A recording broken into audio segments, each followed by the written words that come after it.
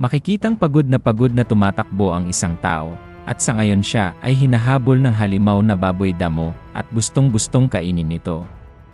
At di kalaunan ay nagpakita na nga ang halimaw sa iba pang mga kalahok na nakakalat sa kabundukan, at dahil dito ay nagulat sila, at nadagdagan pa nga ng pagpapanik ang kanilang pagsubok ngayon. At sa laking gulat ng isang lalaki, ay napatingin siya sa kanyang kasama, at ito ngayon ay nahuli na ng halimaw, at dali-dali din namang namatay. Kaya't ang ginawa niya ay mas binilisan niya ang kanyang pagtakbo, at natataranta na siya ng masyado, dahil sa ngayon hindi niya magagamit ang kanyang inner energy, dahil ipinagbabawal ito ng mga examiner. At habang siya ay tumatakbo ay nag-isip naman ang lalaki kung ano ba ang halimaw na yon, at bakit ito nandito sa kabundukan na kung saan ginaganap ang kanilang ikalawang pagsubok.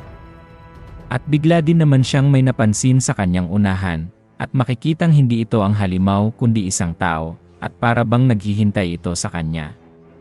Kaya't bigla naman ding nagkaroon ng pag-asa ang lalaki, dahil mayroon siyang nakitang tao at sa ngayon ay siya ay maliligtas na, kaya't sumigaw ito at humingi siya ng tulong sa taong nakatayo.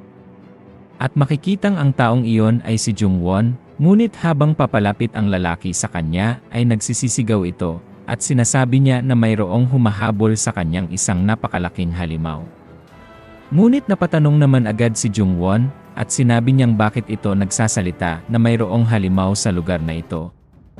At sa kabila ng habulang nangyayari, ay napahinto naman agad ang halimaw na baboy damo, at para bang mayroon itong kakaibang nasasaksihan. At ngayon makikita na nga na ang lalaki ay unti-unti nang nawawalan ng malay, dahil siya ay sinakal ni Jungwon gamit lamang ang kanyang kanang kamay. At wala din namang pakialam ang ating bida sa kanya, dahil ang plano nito ay papatayin niya ang lahat ng mga kalahok at hihigupin ang kanilang mga dark energy. At habang sinasakal naman ni Jungwon ang lalaki, ay nagpakita na sa kanyang harapan ang napakalaking halimaw na ito, at punong-puno pa din naman ng dugo ang kanyang bibig, at handang-handa pa din itong kumain ng mas marami pang mga tao. Tinutukan naman ng halimaw si Jungwon, at para bang nagbabalak na siya ang isusunod nito.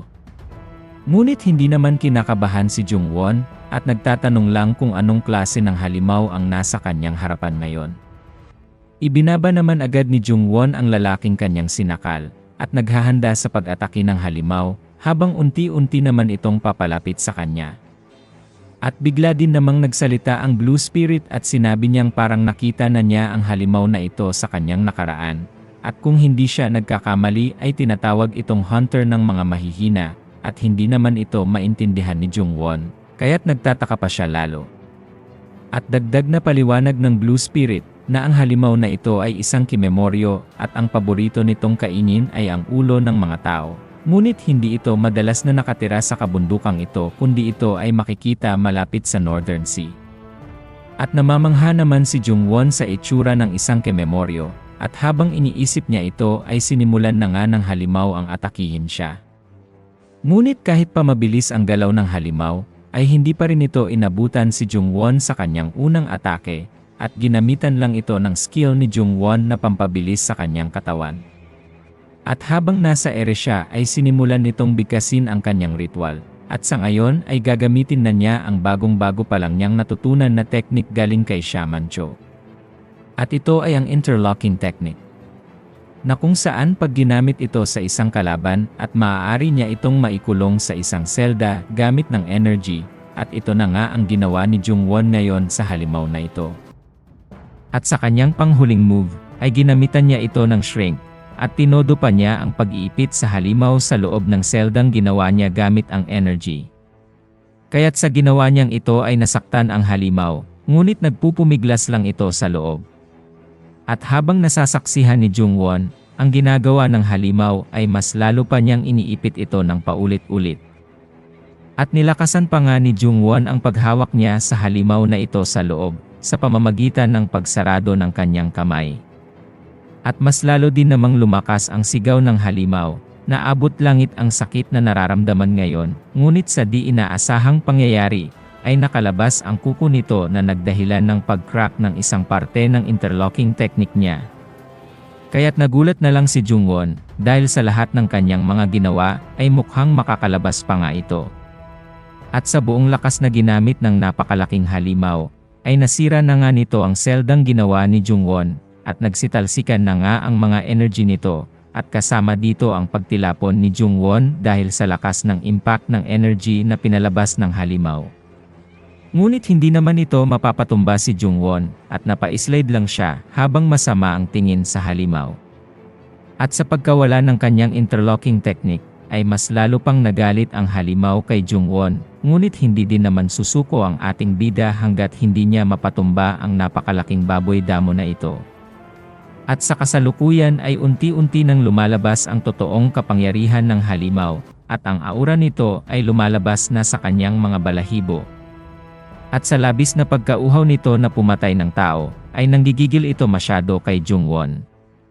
Kaya't kitang-kita naman sa mukha nito, na hinding-hindi na siya mapipigilan, na kahit na ang energy ni Jungwon ay nakaya nitong kagatin at sirain. At dahil mukhang seryoso na nga ang mga nangyayari ngayon, namumula naman ang mga mata ni Jungwon na nagpapahiwatig na sabik din siyang pumatay uli. Nagkakatitigan na nga ang dalawa, mata sa mata, at sa dalawang ito ay makikita ang lahat ng kanilang mga pinatay, at nagkakatitigan lang sila, naghihintayan kung sino ang unang susugod. Ngunit bigla din namang napaatras ang halimaw, at humakbang ito papalayo mula kay Jungwon. Kaya hindi naman naintindihan ng ating bida, kung bakit ito ginawa ng halimaw, at tuluyan na nga itong lumayo kay Jungwon. At patuloy pa din ang kanyang pagtataka, at iniwan na nga siya ng napakalaking baboy damo, at sinabi din naman ng Blue Spirit na baka ikinokonsideras siya nito na mahirap mapatay. At hindi din naman lubos akalain ni Jungwon, na makakawala ito sa ginamit niyang interlocking technique, at kung naging ominous beast o mababang level pa ito, siguradong mapapatay niya ang halimaw ng walang kahirap-hirap, at dagdag din ng Blue Spirit na ang halimaw na ito ay medyo malaki na, at kung sila ay mag-mature na ng lubusan ay siguradong nasa level na ito ng strange beast.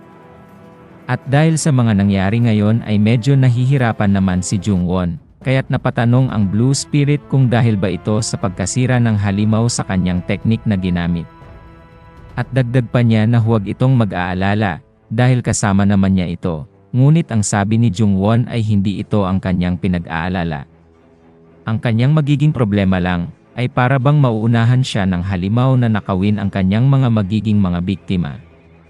Kaya't napagdesisyonan ng ating bida na para maiwasan ang pangyayaring yon, ay mas dadalian niya ang kanyang mga gagawin bago pa maubusan ng mga makakain na dark energy. At bilog na bilog pa din ang buwan, habang napakapayapa naman ng kabundukan, ngunit sa kasulok-sulukan pala nito ay mayroong halimaw na naghahasik ng lagim. At sa ngayon makikita naman ang dalawang lalaki, na binubuhat ang bato na may nakadikit na flag, at nagtataka naman ang isa kung kinakailangan ba nilang gawin ito. At nagrereklamo naman ang isang lalaki, na naiintindihan naman nito na kinakailangan nilang hanapin pa ang ibang mga flag, ngunit bakit hindi na lang nila sirain ang batong nakadikit dito para di na bumigat, at sagot naman ni Kalbo ay wag niya silang umangal pa at sundin na lang ang kanyang mga sinasabi. At dagdag pa niyang sinabi, na kung tama ang kanyang mga hula, ay magpapasalamat din ang mga ito sa kanya sa huli. Ngunit nagtitingin lang din naman ang mga lalaking nagbubuhat at para bang hindi ito naniniwala sa kanya. Ngunit biglang napahinto ang kanilang paglalakad, nang makita nilang muli ang napakalaking baboy damo na papalapit sa kanila.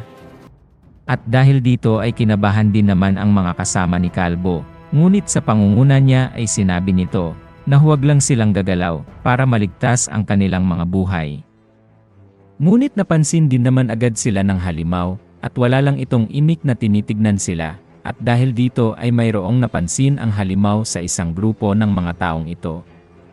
At dahil sa flag na kanilang daladala, ay napaatras namang muli ang napakalaking baboy damo, kaya sa ngayon ay mas naliwanagan na ang Kalbo kung bakit nilalayuan sila ng halimaw. At napatanong din naman ang isang lalaki sa kanya kung bakit umalis ang halimaw, at napapangiti na lang ang Kalbo at sinabi niyang maniwala na lang sila sa kanya na natatakot ang halimaw sa flag. At para bang mayroong kakaibang energy na nakapaligid sa flag na ito na nagtataboy sa halimaw papalayo, kaya't sa mga naririnig ng mga lalaki ay nabuhayan sila ng pag-asa at sa ngayon ay mas pag-igihan pa nila ang kanilang pagbubuhat nito. Ngunit sa kabila ng lahat, nais ng kalbo na sila ay magmadali sa paghahanap ng iba pang mga flag, at hindi naman niya alam kung sino pa ang may alam sa impormasyon na ito. Ngunit ang nasisigurado lang niya sa kanyang sarili, na ang ilang mga tao na ito ay siguradong nakita na ang mga teknik na nakasulat sa kahoy ng flag na ito, at ngayon ay mas lalo silang magiging maingat sa paghawak dito. At kung maisip nila na kulang pa ang mga nakasulat dito, ay mag-aasam din silang hanapin ang iba pang mga flag.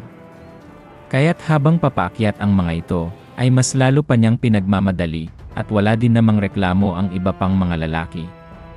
At sa ibang parte naman ng Corpse Blood Valley, ay makikita naman ang mga gwardiya, na nagbababa ng mga patay na katawan ng mga kalahok, at parang tinitipon nila ito sa isang lugar.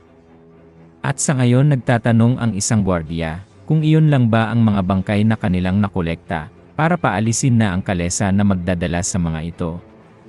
At habang tinutungo nito ang lugar kung saan ibababa ang mga bangkay, ay makikita naman ang isang napakalaking butas, at mayroong lumalabas na usok dito. At sa dami nga ng mga namatay, ay marami din ang mga kalesa na naghahatid sa mga ito papunta sa butas na pagtataponan nila.